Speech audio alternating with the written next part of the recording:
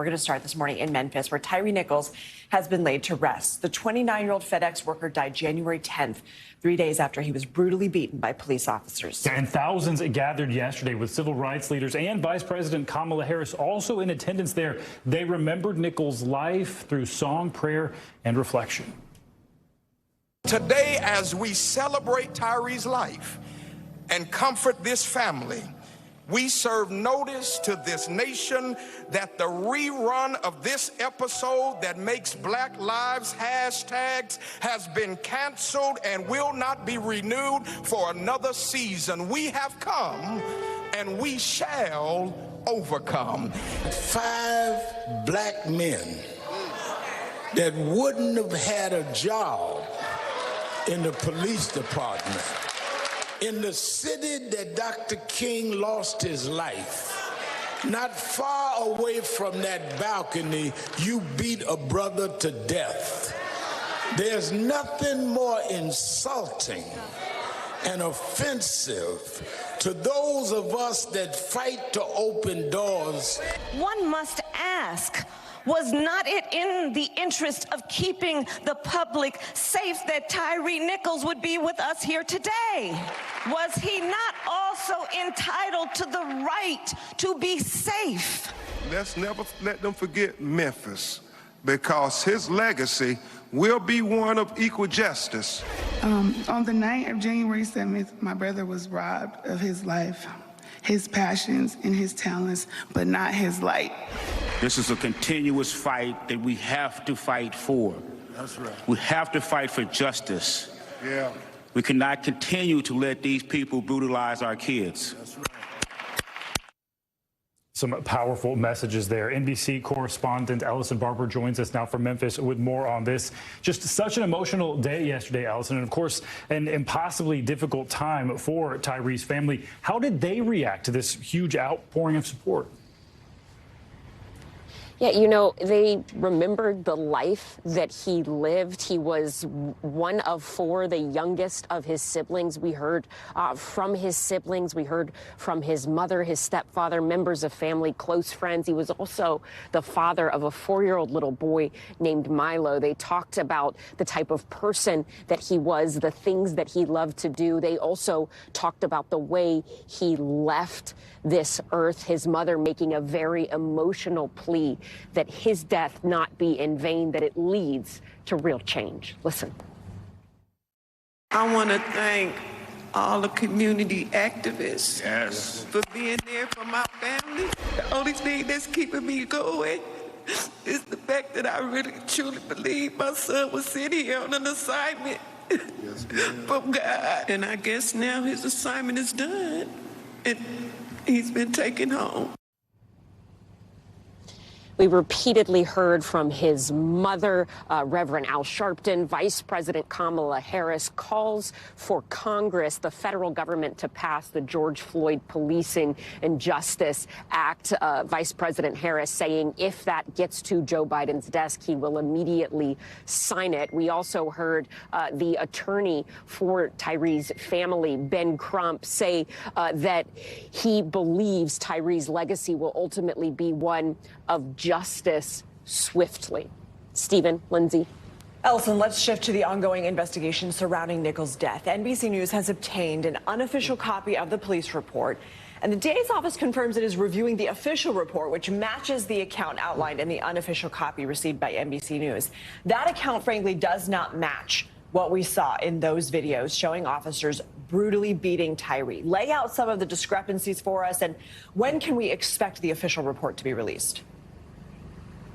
Yeah, so that's a key point here. The official report has not been released by the Memphis Police Department. They say that it will be released soon, but they're also not confirming the contents of this report. This initially surfaced on a Facebook post by a local radio host, local blogger here. NBC News has confirmed via the district attorney's office that a report they have matches this language almost exactly. And as you said, the biggest takeaway here is that what is documented and written in this initial police report of the arrest and the incidents of the interactions with Tyre Nichols is largely unsubstantiated in the body camera footage that we have seen. It begins by saying that Tyre Nichols was pulled over for recklessly driving. They say that he was driving recklessly and driving in the other lane towards oncoming traffic when he was stopped. The police chief has said to date they have not seen any evidence to suggest that Tyre Nichols was recklessly driving to begin with to justify this stop. But that being said, when you look at the video that we have, and I'm going to read for you some of the things that are said specifically in this report, because I think it's important that you hear it and think about what we've seen in the body camera footage. This begins by claiming that Nichols was refusing a lawful detention by law enforcement officers and that he started to fight with detectives. We know from early in the body camera videos that that is not true, that he did not initiate any sort of physical altercation. The officers did that based on the video that we have seen. It also says that when officers caught up with Tyre Nichols at that second scene where he was so severely beaten, that Nichols was actively resisting police pulling on their duty belts and grabbing one of the officers by his vest. They claim that he was given multiple commands to stop resisting and kept ignoring it. Then a chemical agent was deployed that was ineffective. Then they talk about him being hit with a baton. They do not mention even once, Lindsay and Stephen, that these officers punched, kicked, and beat Tyre Nichols. So much more to come from that police report. Ellison Barber, thank you. The death of Tyre Nichols has renewed pressure on the Biden administration to pass outstanding police reform bills that were drafted nearly 2 years ago. The spotlight is also on a deeply divided Congress to quickly act after lawmakers failed to find common ground back in 2021. NBC News congressional correspondent Julie Sirkin joins us now with more. So, Julie, good morning. President Biden is expected to meet with members of the Congressional Black Caucus later today. What can we expect? Yeah, look, this meeting is coming just days away from the State of the Union when President Biden addresses Congress on Tuesday at such a pivotal moment for his presidency, but also in this moment because seated behind him will be the parents of Tyre Nichols, as invited by the Congressional Black Caucus, who will meet with the president later today. Their number one ask is that he keep this issue at the front of mind for Congress, putting pressure on, of course, the divided government. They are well aware of the challenges in passing federal legislation, especially as comprehensive as they want it to be. But their main ask for President Biden is that he do everything he can from his podium at the White House in executive power. Of course, the White House pushing back on how much they can do without Congress's help. But for the Congressional Black Caucus, this is a moment about keeping the death of an unarmed Black man at the forefront of this issue. Julie, let's listen to what President Biden has said regarding police reform legislation. This is what he said last week. I spoke with Tyre's mother and expressed my condolences and told her that I was going to be making the case to the Congress that should pass the George Floyd Act. We should get this under control. I can only do so much in an executive order at a federal level. So, Julie, we know there's the George Floyd Justice in Policing Act. And just yesterday, Attorney Ben Crump at the memorial said that there's going to be a Tyre Nichols bill also for a duty to intervene. If officers see something at the scene that's going on, they have a duty to intervene. Initially, why did we see a stall in these negotiations? And is there any hope for bipartisanship now? Yeah, you'll remember well, Lindsay, that there was a national uprising in the wake of the death of George Floyd, and Congress took that momentum and the timing to really try to hammer out a bipartisan proposal when it was clear that the George Floyd Justice and Policing Act wouldn't pass. What could? Well, negotiations stalled, and we covered those closely between Senators Tim Scott and Senator Cory Booker, at the time the only two Black men in the Senate, and they stalled over the issue of qualified immunity, those legal protections from officers, preventing them from facing lawsuit after lawsuit. That was really a sticking point, and Republicans had an opening, even most recently last week, with Lindsey Graham and Tim Scott repeating this notion of perhaps putting those lawsuits on the police department rather than individual officers. But at the end of the day, this is going to be all about momentum and timing, and it is not clear if the Senate can come together to do something. And even if they can, will it pass the House with such a small margin, just 4-seat majority for Kevin McCarthy with Republicans there. And I should note one of the Republicans from New York, a freshman, a former New York Police Department officer, had opened the door for perhaps addressing this from a federal perspective. But until Republican leadership buys on, this is just going nowhere.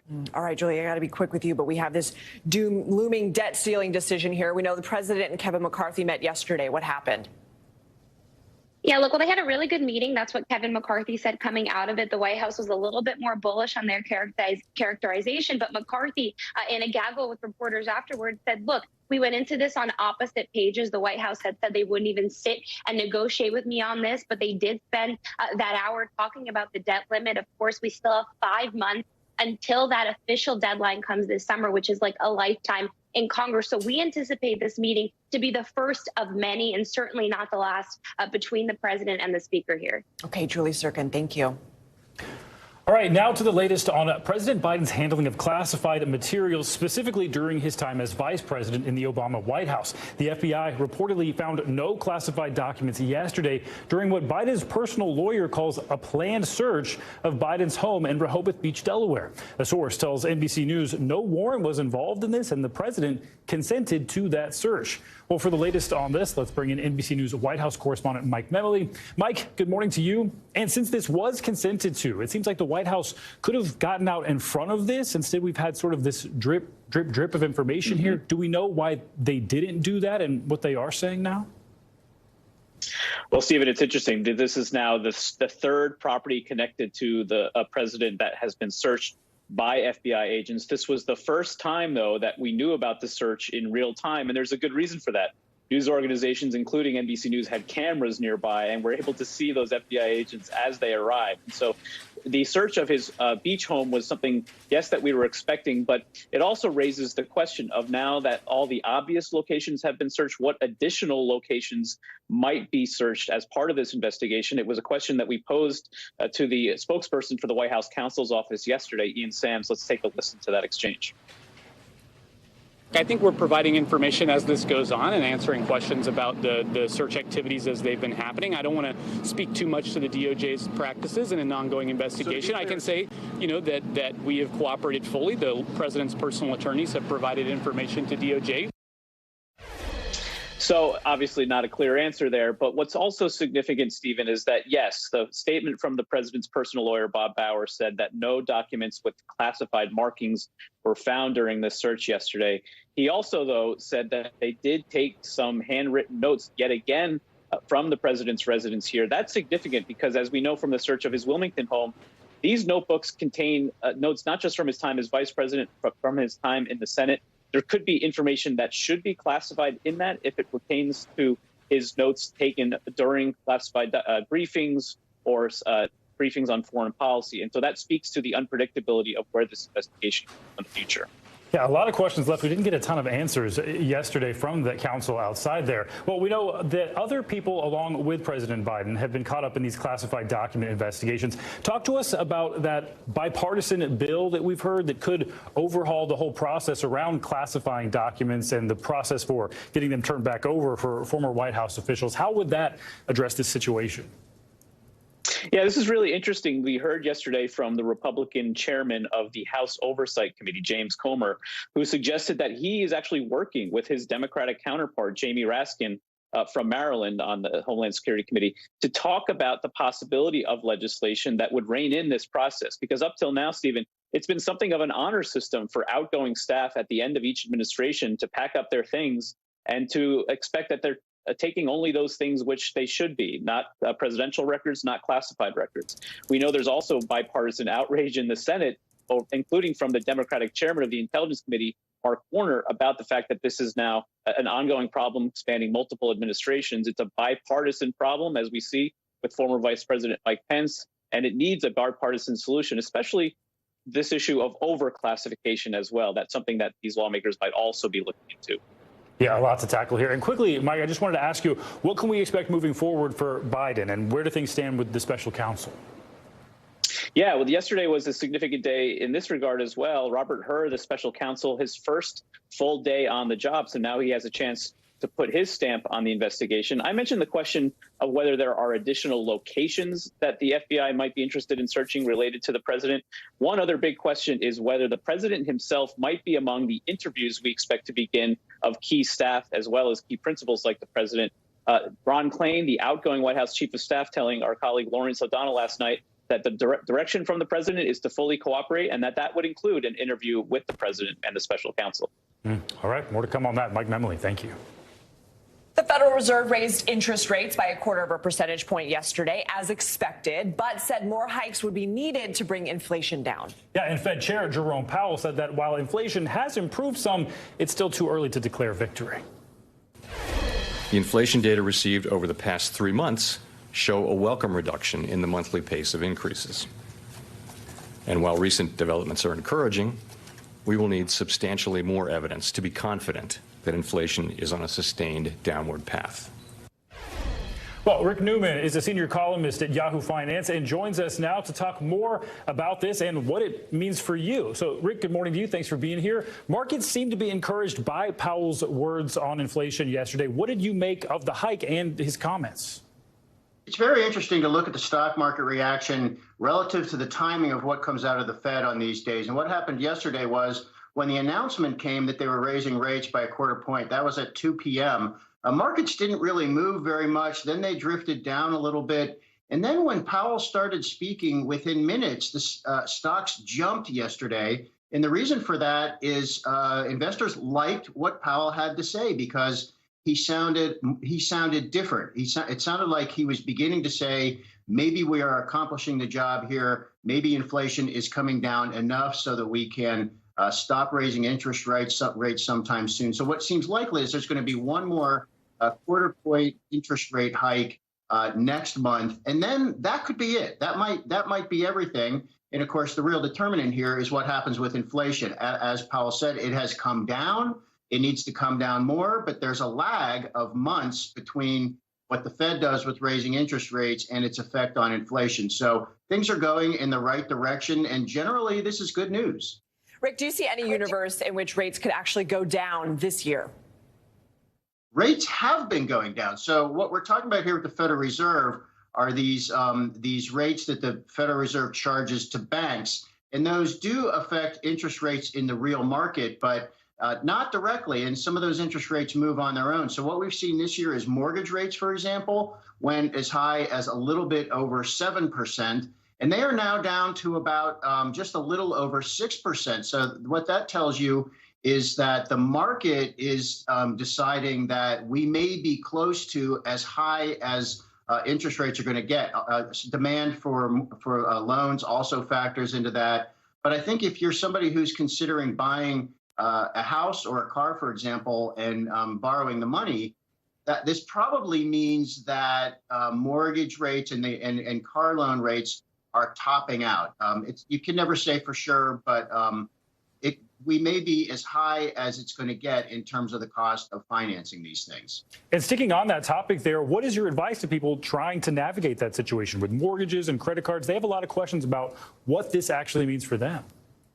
Well, the housing market is the most interesting part of this because one of the effects of rising interest rates is that demand for houses has slowed down, and that is actually bringing home prices down.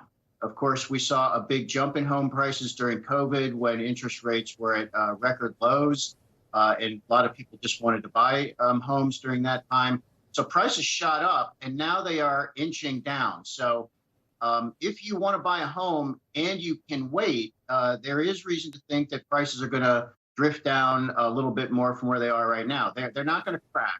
Prices are not going to crash like they did after the housing bust in 2006, but they probably are going to come down a little bit more. And it's possible that maybe mortgage rates are going to stay where they are. So there may be no penalty to waiting if you want to buy a home. And I will say, as for cars, car prices are going to stabilize as well. And if you're looking for a used car, those prices are also coming down. So that's another area where we saw this huge surge in prices last year. That has reversed. And at this point, there's really no harm to waiting if you're saving money and thinking about buying one of these things. All right, Rick Newman, good advice. Thank you. See you guys. Well, the South has been getting hit with ice storms and severe winter weather over these past few days, but now that could be shifting to rain as that cold Arctic air moves east. Angie Lastman is here with your morning News Now weather forecast. Angie, good morning. Good morning, guys. Yeah, it's been a busy couple of days for folks in the South. We've seen numerous images coming out of places specifically like Texas that you'll see right here with icy roads, issues with folks traveling on those roads. We've seen plenty of flight cancellations, and not to mention a lot of ice accumulation that has broken branches and down power lines. So here's the situation right now. We're still dealing with a whole lot of rain and even some freezing rain and even some snow and a wintry mix in parts of really the south central to the southeast. And that's going to be where we watch for that bullseye of impacts for today. We still do have 23 million people under these winter alerts, but notice they're coming down. This looks a lot smaller than it did just a couple hours ago. And as the system continues its trek to the east, these will also be eliminated. We still have maybe another 1/10 of an inch or so that can be expected in a few spots around parts of the south central United States. But now we're going to turn our attention to that warmer aspect of that system where temperatures are above freezing and we're seeing just rain, but heavy rain at that could lead to some potentially flooding conditions later today. So here's where that system moves. Most of the southeast is going to be impacted by this heavy rain. And as we get into basically tomorrow, we'll see northern portions of Florida dealing with the rain and even the potential for some strong storms as we get through the system and on the other side of it. Here's those rainfall accumulations that we're expecting, about an inch in some spots, Montgomery, Hattiesburg included in that, but we could see isolated amounts up to 2 inches, hence the reason that we're watching for some potential flooding concerns. There's that flash flood slight risk where you see that brighter blue is there's less of a chance for us to see some of that, but check out these alerts that are up for wind chills. 42 million people. These alerts, on the other hand, are expanding because we have a whole lot of Arctic air working in, secondary push of it working through parts of the plains and into the Great Lakes and Midwest over the day today. Minus 22 temperatures are what we're going to be expecting for days here in many places across the country. If you're looking ahead to tomorrow, just 14 degrees in Detroit, 29 in New York. That doesn't look bad when you compare it to what we'll wake up to on Saturday morning. -1 in Boston, 5 for Nantucket, 11 degrees below zero for what it will feel like in New York on Saturday morning. I don't know, guys. Maybe we just stay in bed all day because these temperatures, while, you know, I could show you the high temperatures, they're not much better than that. And we'll have falling temperatures all day as that air rushes in and brings us back to reality of winter. You knew I had to go to work on Saturday, didn't you? You just had to rub that in. Listen, I want to see a picture of you on social media all bundled up. Nobody needs to see that. It'll happen. It's rough. Appreciate it, Angie. Thank you. Thanks for watching our YouTube channel. Follow today's top stories and breaking news by downloading the NBC News app.